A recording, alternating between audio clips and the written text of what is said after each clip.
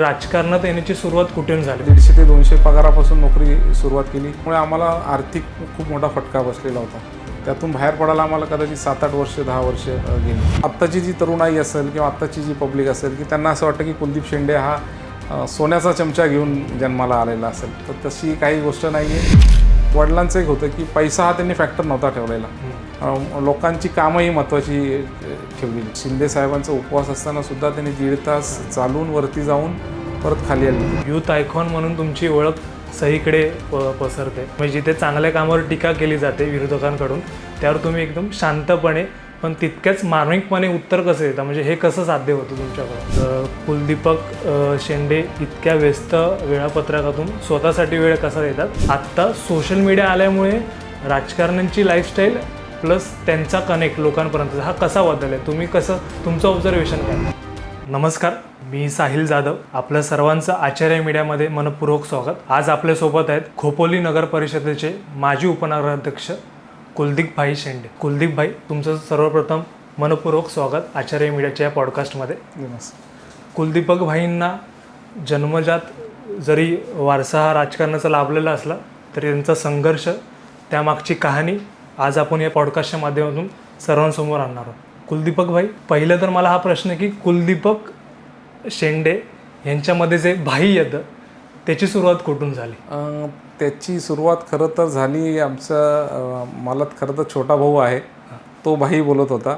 आणि मग त्यानंतर मग वडिलांच्या बरोबर काम करत असताना लोकांना एक जवळचा आणि जिव्हाळ्याचा भाऊ तो जाणवायला लागला. जवळच्या महिला असतील त्यांना जवळचा काम करणारा माणूस म्हणून भाऊ म्हणून मग ते भाई शब्द मला तो अटॅचच होऊन गेलेला आहे त्या ह्याच्यात.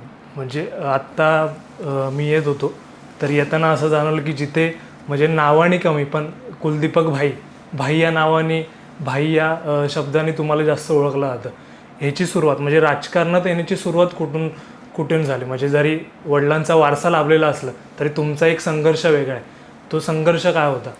कसं आलं की वडीलसुद्धा नगराध्यक्ष जे झाले, नगरसेवक झाले, त्यांनीसुद्धा खूप संघर्षातून काम केलेलं होतं. त्यांनी 150 ते 200 रुपयाच्या पगारावर IOC जी काम करते, आत्ता जी इनोसंत ती कंपनी आहे, जुनं नाव तिचं IOC होतं, इंडियन ऑइल ऑर्गॅनिक. तर त्या कंपनीमध्ये काम करत असताना त्यांनी ॲज अ कामगार नेते म्हणून काम केलं. 150 ते 200 पगारापासून नोकरी सुरुवात केली. ते क्लासेस घेत होते, त्यानंतर किराणाचं दुकान चालवत होते. अशा बऱ्याचशा गोष्टी त्या खूप कष्टातून सर्व उभारत होते. त्यांचं लोकांना कामगार नेते म्हणून ते पूर्णपणे उभारी आले त्या ह्याच्यातून. आत्ताची जी तरुणाई असेल किंवा आत्ताची जी पब्लिक असेल की त्यांना असं वाटतं की कुलदीप शेंडे हा सोन्याचा चमचा घेऊन जन्माला आलेला असेल, तर तशी काही गोष्ट नाही आहे. त्या ह्याच्यामध्ये वडील खूप संघर्षातून काम करत होते, नगराध्यक्ष झाले होते. पण तेव्हाचं नगराध्यक्ष, आत्ताचं जी लाईफस्टाईल आपण नेते मंडळांची बघतो ती खूप डिफरंट होती. तुम्हालासुद्धा माहीत असेल की खूप गरिबीतून प्रत्येक नेता हा आलेला असतो. त्याला संघर्षसुद्धा तेवढाच असतो. त्याला सुखसुविधांचा अभाव बऱ्याच गोष्टींचा असतो.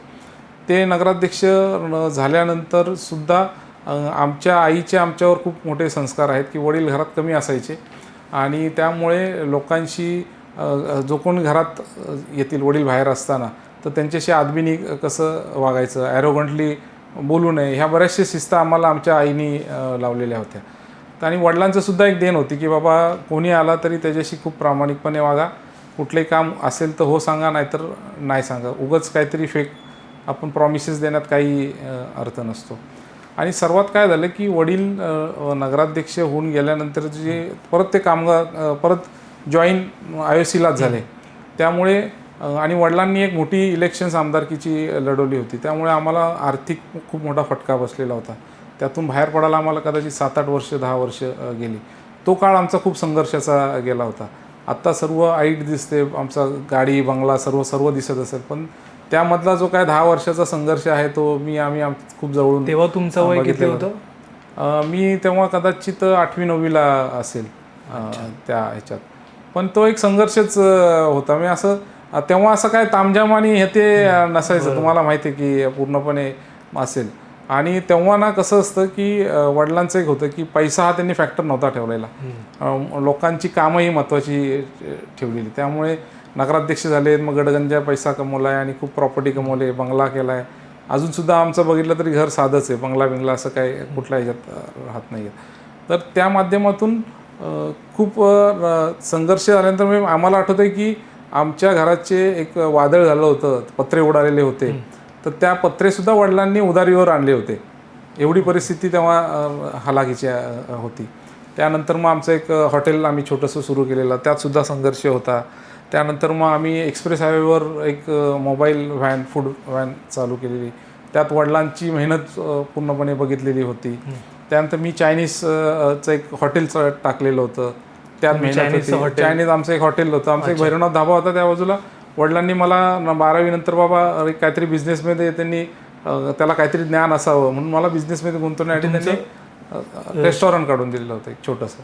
म्हणजे शिक्षण कोणत्या क्षेत्रात झालेलं? माझं B.Com झालेलं आहे. त्यामध्ये तुम्ही कॉलेज करत होता? 12वी कॉलेज करत होतो मी. 12वी पर्यंत का आलं की 12वीला असताना इलेक्शन्स असल्यामुळे 12वीला मला जास्त लक्ष देता नाही आलं कॉलेजमधून. कॉलेजमध्ये मी कॉलेज पासआउट आल्यानंतर मी मध्ये गॅप घेतला. ह्याच्यामध्ये इलेक्शन्स लागल्या होत्या, क्रिकेटची आवड होती मला, क्रिकेटमध्ये जास्त मी झोकून दिलेलं होतं. त्यानंतर मग वडिलांनी क्रिकेटकडे जास्त, तेव्हा क्रिकेटला आता आपल्यावर काय IPL आणि ह्याच्यानंतर थोडंसं ग्लॅमर झालेलं आहे. तेव्हा क्रिकेट म्हणजे असंच त्याला काही व्हॅल्यू जास्त कोण ठेवत नव्हतं. मग वडिलांनी त्यासाठी मला मग रेस्टॉरंट म्हणजे एक छोटंसं चायनीज रेस्टॉरंट काढून दिलं. तर मला आठवतं आहे की त्या इथून मी कोंबड्यासुद्धा आणायचो, जे झोराबियनमधून आणायचो. झोराबियनच्या इथून तुम्हाला काही जुन्या लोकांना आठवत असेल की झोराबियनच्या तिथून कटिंग सेंटर एक 2-3 किलोमीटरवर असायचं. तर आम्ही हातात घेऊन कोंबड्या घेऊन जात होतो. हा, एकट्याने करत होतो. त्यामागं खूप संघर्ष बघितलेला होता. त्यानंतर मग परत मी इलेक्शन आम्ही हारलो. मी तुम्हाला बोललो की अध्यक्षाची, त्यामध्ये परत सेटबॅक पूर्णपणे बघितलेला आहे. माझं लग्न जे झालं ते लोकांना असं वाटलं की खूप तामझाममध्ये झालेलं आहे, पण ते वडिलांनी लग्न कसं केलं ते मला माहिती आहे. की काहींच्या लोकांच्या पगारावर स्लिपवर लोन काढलं आणि काहींकडून पैसे घेऊन ते लग्न केलेलं होतं. आता हे कदाचित काही लोकांना खोटंसुद्धा वाटू शकतं की अरे हे आता काहीतरी सांगायचं आहे म्हणून सांगायचं, पण ती मी तुमच्यासमोर लोकं उभी करू शकतो की ज्यांच्या पगाराच्या स्लिपवर आम्ही लोन काढलेलं आहे. मग ह्या खूप गोष्टी आहेत की आत्ताचा कुलदीपक शेंडे दिसतोय, त्यांनी खूप मोठा संघर्ष करून तो वरती आलेला आहे. वडिलांनी खूप मोठा संघर्ष केलेला आहे, त्यामुळे त्याग आहेत पूर्णपणे आहे. त्यानंतर मी नगरसेवक झालो. त्यात खूप नगरसेवक झाल्यानंतर 10 वर्ष काम केलं. त्यानंतर मग मी थोडंसं बिझनेसवर फोकस करण्याचा प्रयत्न केला.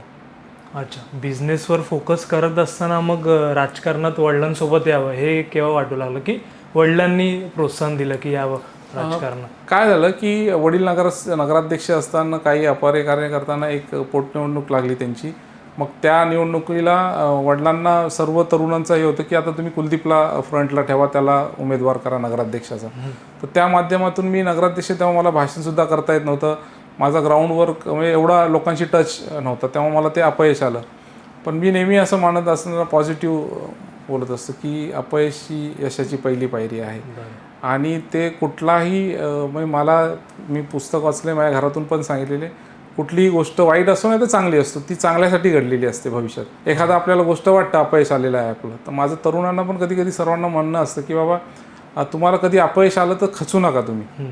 त्याचा इम्पॅक्ट असं असतं की देव हा आपल्या ते भल्यासाठीच करत असतो, की त्याचा इम्पॅक्ट आपल्याला त्या परिस्थितीनुसार 3 महिन्यांनी लक्षात येतं, 6 महिन्यांनी लक्षात येतं, कदाचित 10 वर्षांनी लक्षात येतं, 2 वर्षांनी लक्षात येतं की अरे नाही, ती गोष्ट घडली तेव्हा मला खूप वाईट वाटलेलं, मी खचलेलो, पण ती गोष्ट माझ्यासाठी आत्ता खूप ह्याची झाली. असे मी बोलतोय की संघर्ष केला 10 वर्ष. जर तो संघर्ष आणि जर तो देवाने आम्हाला जर संघर्ष दिला नसता तर आत्ताचा कुलदीप शेंडे तुम्हाला एवढा नम्र दिसला नसता. संघर्ष माणसाला नम्र करतो ते खऱ्या अर्थाने तुमच्याकडे बघून दिसतं. तुम्ही जेव्हा म्हणालात की मला भाषण पण नीट करता येत नव्हतं किंवा काय लोकांशी कसं बोलायचं, तर ते नक्की काय काय प्रॉब्लेम्स होते जेव्हा तुम्ही सुरुवातीच्या काळात आलेलात राजकारणात? सर्वात पहिल्यांदा काय आलं की माझी उमेदवारी डायरेक्ट जाहीर झाली होती. 1.5 महिन्याचाच कालावधी होता. लोकांपर्यंत पोचू शकत नव्हतो, तरुण होतो, लोकांचं असं होतं की अनुभव नाही आहे, ह्या गोष्टी सर्व आहेत. पण तरुणांचा प्रचंड प्रमाणात मला सपोर्ट होता. आणि मी क्रिकेट खेळत असल्यामुळे, स्पोर्ट्सला जास्त जवळ असल्यामुळे मला त्यांचे प्रश्न माहिती होत होते की आपली तर खूप मोठ्या हॉस्पिटलचा सुद्धा खूप प्रश्न आहेत, बरेचसे प्रश्न आहेत ते समजत होते. मग ते असं वाटतं की नाही, आपल्याला कुठल्या तरी चांगल्या पोझिशनला जायला लागेल तर हे खोपोलीचे प्रश्न सुटू शकतात. ह्या सगळ्यात एक युवा नेतृत्व तुमच्यातलं घडत होतं. या सगळ्यात काळात तुम्ही युवा म्हणजे जे तरुण होते त्यांची मोठ कशी बांधली, त्यांना एकत्रित करून पुढे जाण्याचा कसं प्रयत्न केला? कसं झालं की मी नगरसेवक झाल्यानंतर सर्वात तरुण नगरसेवक मी त्यामध्ये होतो. मी ज्या पक्षात काम करत होतो त्या पक्षाची चांगल्या प्रकारचं युथ संघटन होतं. त्यामध्ये मला खूप चांगल्या प्रकारचं काम करता आलं. तरुण नगरसेवक होतो. त्यानंतर मी आमची ते खालापूर तालुका शिक्षण प्रसारक मंडळ KTSP मंडळ आहे, त्यात मला सदस्य होता आलं.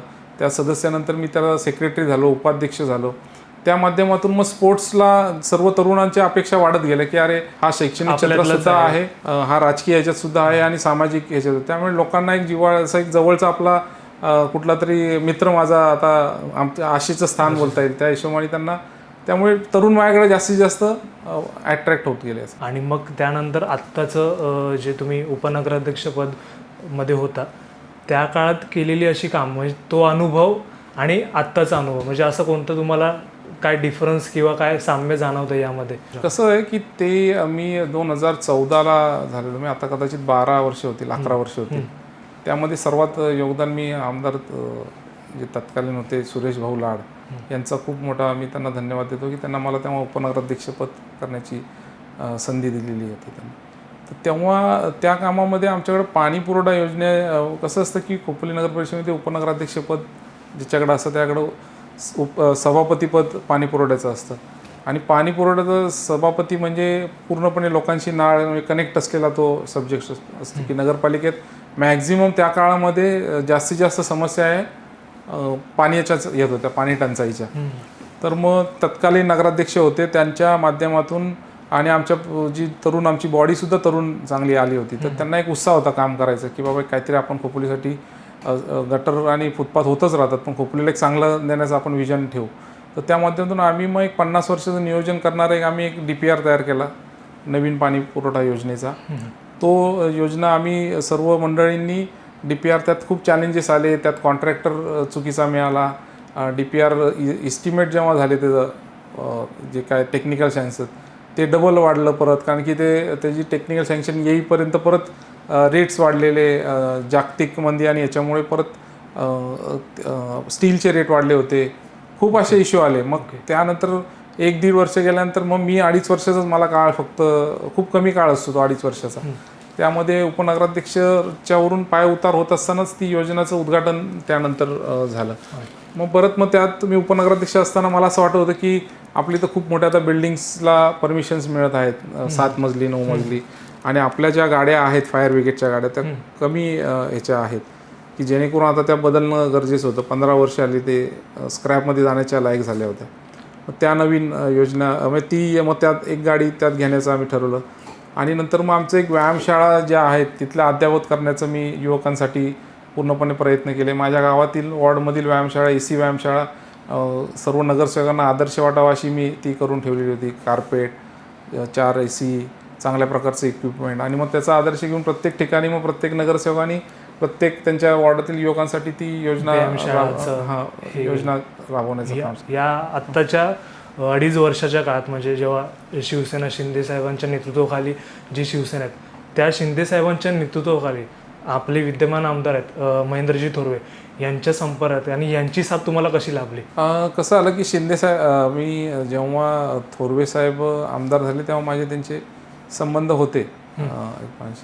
पण मग शिंदे साहेबांचे जेव्हा मुख्यमंत्री झाले, शिंदे साहेब मुख्यमंत्री झाल्यानंतर आमदार साहेबांचा जो कामाचा झंझावात मी बघितला, त्यांनी खोपोलीसाठी दिलेला विकास निधी बघितला आणि त्यांची आत्मीयता बघितली, तळमळ बघितली खोपोलीच्या विकासासाठी. तर त्यामुळे, आणि आमची तर 2 असे इन्सिडेंट्स झाले की पहिला इन्सिडेंट झाला की आमच्या बोरघाटामध्ये एक बस रात्री पहाटे दरीत कोसळली. 19 लोकं आमची त्यात ठार झाली होती. पण शिंदेसाहेब मुख्यमंत्री असताना हेलिकॉप्टरने येऊन त्या स्थानाची पाहणी करून पुन्हा गेलेले. मी नेहमी मानत असतो की मोठ्या पदावरच्या माणसांनी जर प्रॅक्टिकल काम केलं तर त्याचा इम्पॅक्ट खूप लोकांना होत असतो. त्यानंतर इर्षाळवाडीचं आमच्यासमोर उदाहरण आहे इथं जवळचं, की इर्षाळवाडीला एवढ्या शिंदे साहेबांचा उपवास असताना सुद्धा त्यांनी 1.5 तास चालून वरती जाऊन परत खाली आले. तर किती आत्मीयता दिसते की अरे नाही, जर आपल्याला कुठं जर सामाजिक क्षेत्रात काम करायचं असेल तर अशा लोकांच्या छत्रछायेखाली राहणं कोणतरी इन्स्पायर लागतो ना आपल्याला, की आयडियल लागतो असं. आणि त्यात थोरवे साहेबांचं काम बघितलं जवळून, त्यांचा विकासाचा असलेला त्यांना आवड, खोपोलीसाठी असलेली तळमळ.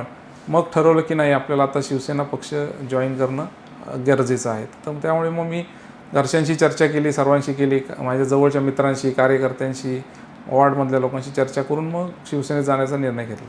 शिवसेनेत जाण्याचा निर्णय घेतलेल्यापासून म्हणजे आत्तापर्यंतचं काय काय बदल तुम्हाला जाणवलेत, की जे विकास कामं मार्गी लागलेत? कोणकोणती अशी विकास कामं होती जी त्यांना रखडलेली ती मार्गी लागली? कसं झालं की खोपोलीमध्ये अद्ययावत आमचं हॉस्पिटलची बिल्डिंग इमारत नव्हती, ती आत्ता त्याचं काम चालू आहे.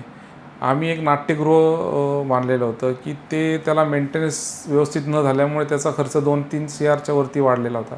त्याला आमदार साहेबांनी फंड दिला, चांगलं हॉस्पिटल त्यांनी हे केलं. आणि आमदार साहेबांनी एक खूप महत्त्वाचं काम केलं की कसं आहे की नगरपालिकेचं इन्कम हे 1 रुपया आहे, पण 90 पैसे पूर्णपणे नगरपालिकेचा खर्च हा त्यांच्या सर्व पगार आणि बाकी गोष्टींवर जातो. 10 पैसेच फक्त डेव्हलपमेंटला भेटत आहे. पण आमदार साहेबांनी एवढ्या मोठ्या प्रमाणात प्रत्येक वॉर्डामध्ये प्रत्येक कार्यकर्त्याला, छोट्या छोट्या कार्यकर्त्याला विचारून कामं टाकली की जेणेकरून लोकांच्या मूलभूत सुविधा पूर्ण होतील. आणि त्याचं आता असती त्यांना पोचपावती त्याची त्यांच्या कामातून मिळालेलीच आहे, त्यांच्या आमदारकीच्या रिझल्टमध्ये. तर त्या माध्यमातून आमदार साहेबांचा जो काही झंझावत बघितला, तर मग विचार केला की साहेबांना आता आपण जॉईन होणं गरजेचं आहे. कारण की आपण आत्ता जॉईन झालो तर आपण खोपोलीसाठी अजून काहीतरी चांगली डेव्हलपमेंट करू शकतो. आणि कसं असतं की ज्या विचाराचं सरकार आपल्याला वरती असतं त्या विचाराच्या संलग्न जर आपण गेलो तर त्या लोकांची कामं जास्तीत जास्त त्या माध्यमातून खूप चांगली होऊ शकतात. आत्ता म्हणजे विचार केला की यूथ आयकॉन म्हणून तुमची ओळख सगळीकडे पसरते, तरुणांना तुम्ही अट्रॅक्ट करताय, महिला तुमच्यासोबत आहेत, लाडक्या बहिणी आपण बोलू शकतो त्या तुमच्यासोबत आहेत. या सगळ्यांशी तुम्ही कशाप्रकारे संवाद साधता किंवा त्यांच्या समस्या कशाप्रकारे जाणून घेता आणि त्यावर काय तुमचे विजन आहेत पुढचे? काय झालं की मी जेव्हा पुन्हा सक्रिय राजकारणात आलो 4 वर्षापूर्वी पूर्णपणे, तर त्यामध्ये मी सर्व स्पोर्ट्सची तर मला आवड आहेच. आणि मी एक बघितलेलं आहे खोपोलीसाठी जगामध्ये आणि देशामध्ये आमच्या क्रिकेट फेमस असेल, पण खोपोलीमध्ये सर्वात जास्त फेमस फुटबॉल आहे. अशा बऱ्याचशा गोष्टी मग मी फुटबॉल मॅचेसला जायचो, क्रिकेटला जायचो, कबड्डीला जायचो. तर स्पोर्ट्सच्या याच्या माध्यमातून माझा युवकांशी संपर्क जास्त सहभाग वाढला. मग त्यांना एक आश्वासक चेहरा वाटायला लागला की त्यांनी काही कामं सांगायला लागले. काही गोष्टींमध्ये स्पोर्ट्ससाठी त्यांना जर काही त्रुटी असतील त्या नगरपालिकेकडून आम्हाला त्याची पूर्तता करता आली. तर त्यामुळे युवकांना एक थोडासा आश्वासक चेहरा वाटायला लागला की बाबा खोपोलीमध्ये एक चांगल्या प्रकारचं स्थान आमचा दादा कुलदीप भाई करू शकतो. तर मग आत्ता मला एक तरुणांचा खूप मोठा सपोर्ट खोपोलीमध्ये दिसतोय. आत्ताच जिथे सेन्सेशन पसरवण्याचा काळ आहे, जिथे आरेला कार्य केलं जातं, त्या काळात विरोधकांना म्हणजे जिथे चांगल्या कामावर टीका केली जाते विरोधकांकडून, त्यावर तुम्ही एकदम शांतपणे पण तितक्याच मार्मिकपणे उत्तर कसं देता? म्हणजे हे कसं साध्य होतं तुमच्याकडं? कसं आहे की जेव्हा एखादा माणूस संघर्षातून येतो ना वरती, आणि त्यांनी खूप टक्के टोनपे सहन केलेले असतात, वडिलांची राजकीय परिस्थिती आणि काय होती, आणि खूप आम्ही चढ उतार बघितलेले आहेत आयुष्यात आमच्या घराने पूर्णपणे. आणि त्यातून माणूस खूप शिकून आलेला असतो की नम्र राहणं, आणि परिस्थिती ही माणसाला नम्र करत असते. प्रत्येकाचा स्वभाव असू शकतो, एखादा नम्र होतो, एखादा उग्र होतो. तर आमच्या नशिबाने आमच्या आईवडिलांनी आमच्या दोन्ही भावांवर खूप चांगले संस्कार केलेले आहेत. नम्रता ठेवण्याचं खूप त्यांनी हे ठेवलेलं आहे. तर आणि मी बघतो की मी लहानपणापासून बघतो की किती काम असेल, किती चिडले तरी वडील खूप नम्रतेपणाने आणि लोकांसमोर जात होते. आणि मी 15-20 वर्षापासून खूप मोठमोठ्या नेत्यांच्या संपर्कात बघितलेलं आहे की कामाची पद्धत कशी असते, काय असते. त्यामुळे ग्राउंड लेवलला राहायचं असेल तर तुम्हाला लोकांमध्ये राहायला पाहिजे. लोकांमध्ये राहायचं असेल तर तुम्हाला तोंडात साखर, डोक्यावर बर्फ ठेवण्याचं काम असतं.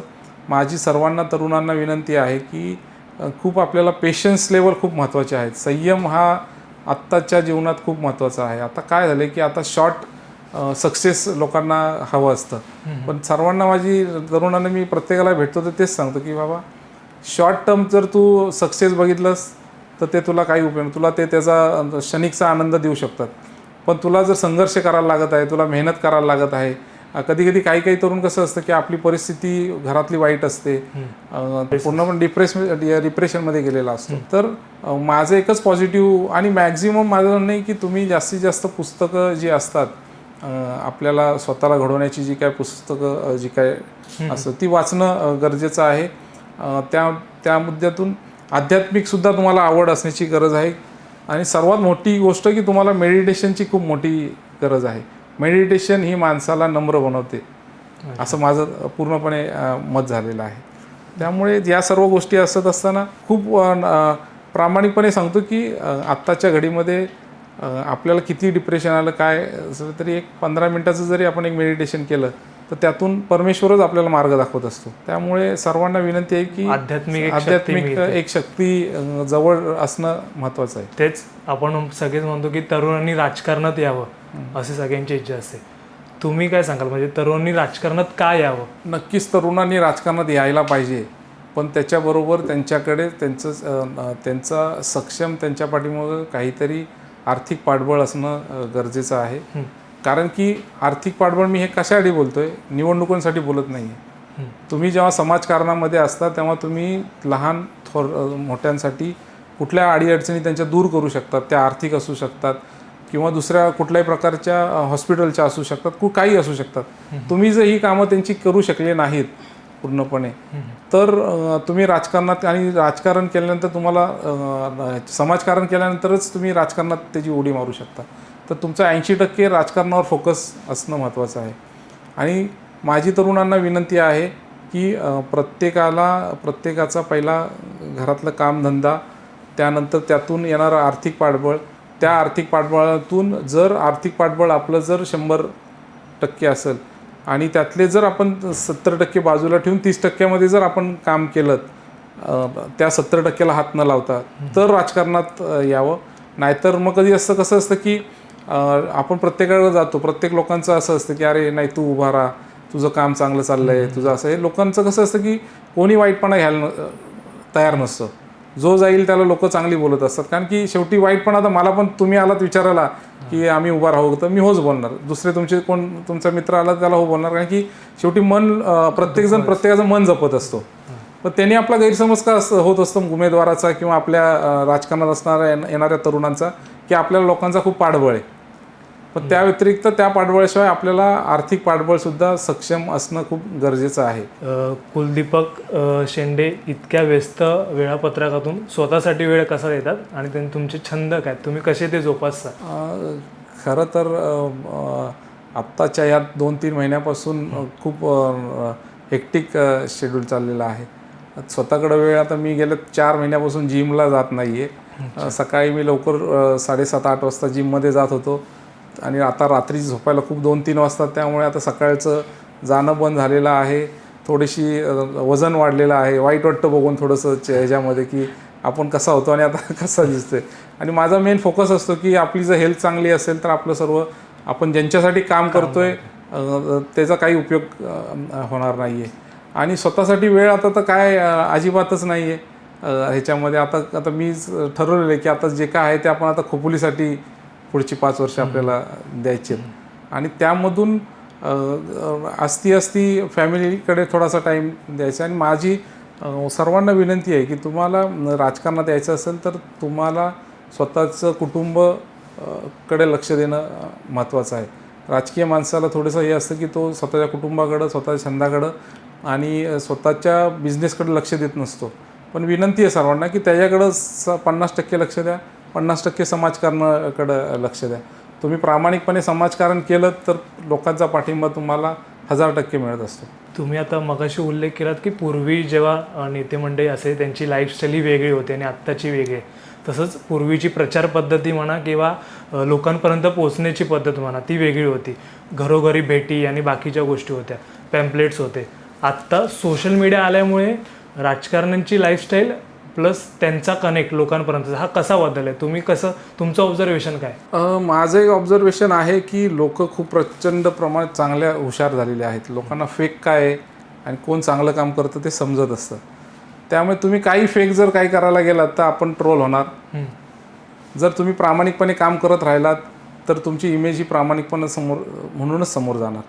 मग तुम्ही आता हल्लीचा जो ट्रेंड चालला आहे की नवरा बायकोचा फोटो असतो, हसत विसत असतात आणि रोज काहीतरी 2 तासांनी घरात भांडणं चालू असतात.